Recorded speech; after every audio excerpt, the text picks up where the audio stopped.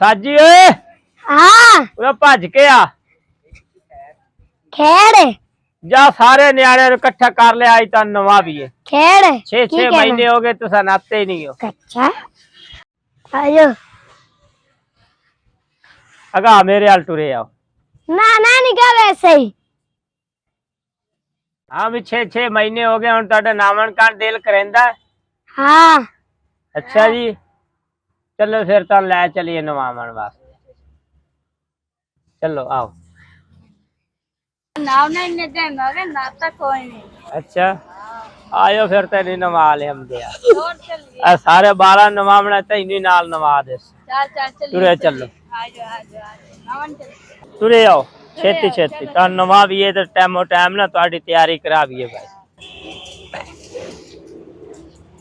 अस्सलाम वालेकुम वालेकुम सलाम की हाल है भाई ठीक है तू सुना यार बच्चे नवामने मेरे साले दी है शादी अच्छा ठीक है टिकट को पैसे लमने ने 4 आने दे तेन दे देंदे ते नवा दो भाई हुन तो लगी खलोती साडे को गड्डी हाँ जी नाले बाल तेरे हैगे बहुते मैले हाँ जी 150 200 तो मोटरसाइकिल दा लेने अच्छा हां आज टाइम को नहीं ओ नाले यार मैं आदी बुढ़ी थी बचना होना मेरी बुढ़ी कोट दे मेनू इन्ना बच्चा नवा दे केड़ा कोई 4-500 तो ਵੱਧ ਲੈ ਲਈ ਮੇਰੇ ਕੋਲ 200 भाई टाइम ना नवा लिया करना इन्ने मैले हुन तू लेके आ गया जा सवेरे आ जी नहीं यार मेहरबानी कर दे शादी ते जामना है हालात मंदन च नवा दे तू इकट्ठिया ने नवा दे तू पैसे आप दे ले ली 400 फिलहाल हुन सानू गड्डी धो लेंदे फिर बाद च सोचने तेरा कोई यार पहले नवा दिए हाँ जी हैं हाँ जी की बाल दा हुन 200 लगूगा चलो तुम ले लो नवा दो फिर हैं नवा दो कोई घंटा के आसरा कर अच्छा A few moments later.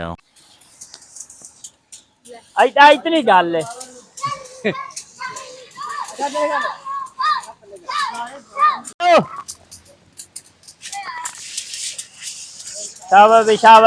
चंगी रीत नवा दे भाई 6 महीने हो गए नाता ही नहीं बाहर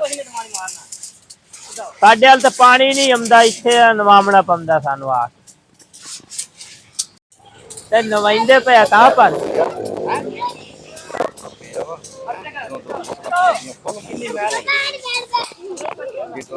ओ नहीं कुछ जोंदा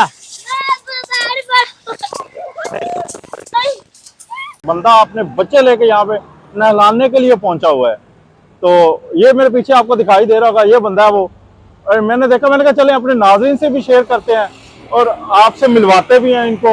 अस्सलाम वालेकुम। वालेकुम सलाम। क्या हाल है? ठीक है भाई, अपने आप खैरियत फिर बात है। हाँ जी, किवें आए हैं मैं सर्विस स्टेशन पे? बच्चों को लेके आया सी भाई। अच्छा, बच्चों को लेके आए थे नहलाने के लिए? हाँ जी।